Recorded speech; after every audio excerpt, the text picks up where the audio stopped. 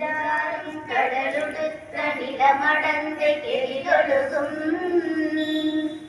சீராறும் கதனமென திகழ் பரத கண்டனில் எக்கணமும் அதில் சிறந்த திராவிடன திருநாடும்